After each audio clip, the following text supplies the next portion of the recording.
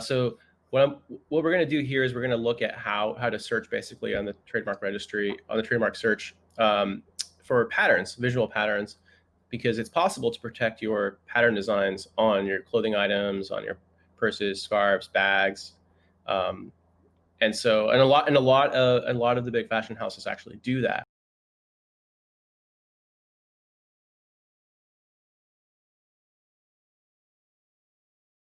So let me share my screen. I'm gonna start from the perspective of you're just starting out. So you're gonna initially just go to the government page.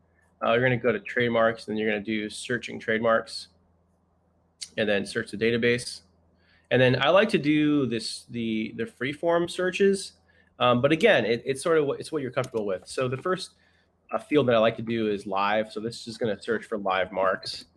Now, one way we can start is we can actually search patterns for the big houses. So if you want, you could just do a search for pattern, for the word pattern in the description of the mark. And then you can limit it to clothing, which would be under class 25. So we're going to do it by owner name. And we're going to do Burberry. Did I spell it right? Okay. Let's see what comes. So we got 4 hits. Okay. I'm gonna open this in a new tab just so that we can see it, and then I can zoom in for everybody that's watching. All right, so this is the actual Burberry pattern that's actually trademarked. So this was registered. This was filed in 2018. So it's based on an international registration. Now let's go back. There's 3. So there's 3 others. So this one actually has not been registered. It looks like. Now notice it has a literal element. That's because if you zoom in, you see that you can see these letters, right? BT. So that's why there's a literal element there. Now let's look at these other ones. There's 3 other ones, kind of interesting.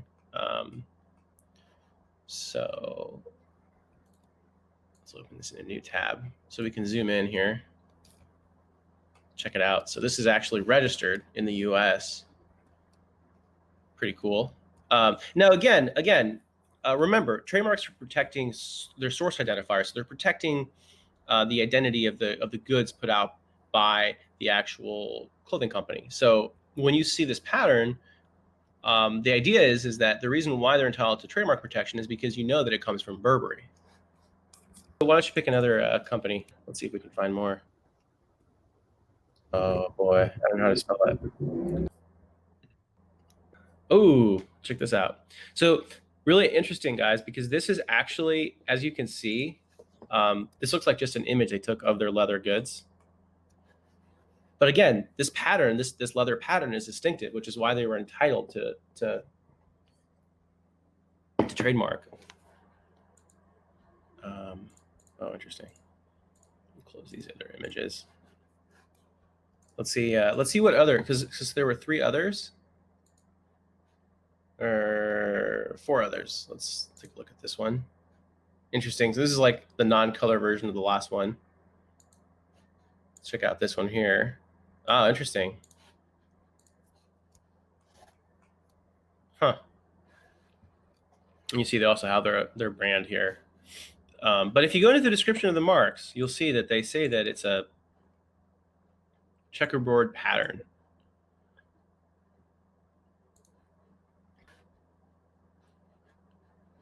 So the mark consists of repeating a checkerboard pattern. And then they actually describe what the pattern is. Contrasting shades of white and cream in a weft and warped fashion.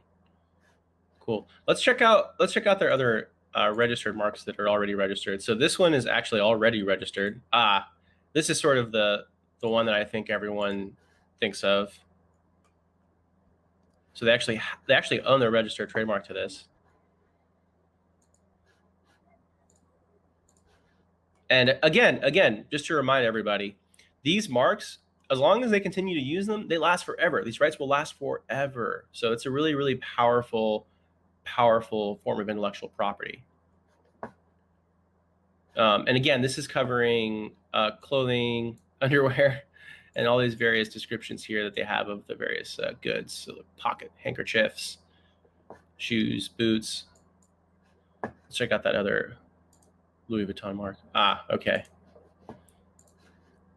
This one doesn't look as familiar to me either, Victoria, but it looks like it's just the, yeah. Fortunately, the resolution of this isn't as good, so it's kind of hard to see. Oh, these are the ones we looked at already. So we already looked at these 3 Louis Vuitton ones. See if we find any more. Huh. Oh, wow. There's a lot of text going on here. Decorative pattern representing an old manuscript. Berluti. Huh. So as you can see, class 18, this is going to be your leather goods, by the way. So instead of maybe I shouldn't limit it to just class 25. Maybe I should say or 18. That might, yeah. So that'll give us a little more hits.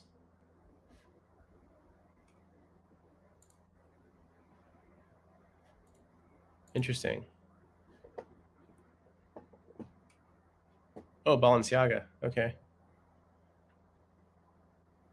So this is a stud figure that is affixed to the surface of the goods. So it's a stud, so it sticks out of the goods, but it has, according to them, it has a, as they describe it, so it's three-dimensional configuration of a polygon and stud figure that is affixed to the surface of the goods. Flat top, curved sides. Huh. The top of the stud contains rows of raised squares, and the sides have a repeating pattern of raised diamonds and rectangles. Interesting. Okay. Huh. Trademark is a really, really powerful way of protecting physical goods. We can also look by a different country too. Let's see. Let's check out Italy. So we have a little more for Italy here. This is more of the conventional patterns that I was trying to provide more examples of. This is trademarked. Actually, it's not trademarked. I'm sorry. It's pending. It's pending. Be careful here. Let's see. Let's go vehicle related one. Ah, interesting. Oh, this is cool. So this is covering the stripe pattern on the inside of the shoe. I don't believe we've seen anything like this before on the show. So this blue, let's see if they claim color as a feature of the mark. It looks like they do, just based on the fact that they show color. Blue, yeah. The color blue and white are claimed as features of the mark. So, and again, the big tell was the fact that they actually submitted a color drawing as their design for their mark. Again, on the inside of the shoe. So pretty interesting. Oh, cool. This looks familiar. Salvatore Ferragamo. So again, this is more of like a three-dimensional configuration mark. Let's see how they describe it. Yep. Sure enough, three-dimensional trademark. So a ring element with a broken pattern.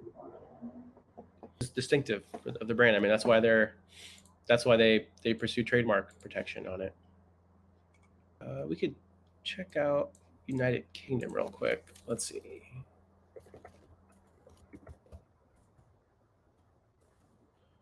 That stuff comes out of the UK. Again, so probably around the same amount, interestingly. Oh. What is this? Tread pattern on the bottom of footwear. Again, so you can actually protect the tread of your shoe, so the bottom side of it. Really cool. We saw an earlier example where it was the inside of the shoe itself. This is the bottom tread now of the shoe that we're looking at. Though I gotta say, it's unfortunately the res on this makes it very difficult to look at. Ooh, interesting. Georgia Trading House Limited. We haven't done this yet, right? We haven't actually looked at the specimens that were submitted. Let's see if we can find the specimens. So here's the actual specimen, the proof that they submitted. And there's the pattern right there. You see it. There's the tote here. It's kind of hard to see. There's the pattern. So if you're interested in seeing how it actually shows up on the actual goods, you can go in and click on the TSDR records and actually see it in action. Generally, that's how you would go about doing these searches. Really, really powerful way of protecting your clothing brand patterns. And not just clothing under 25, but also leather goods like purses and bags under class 18.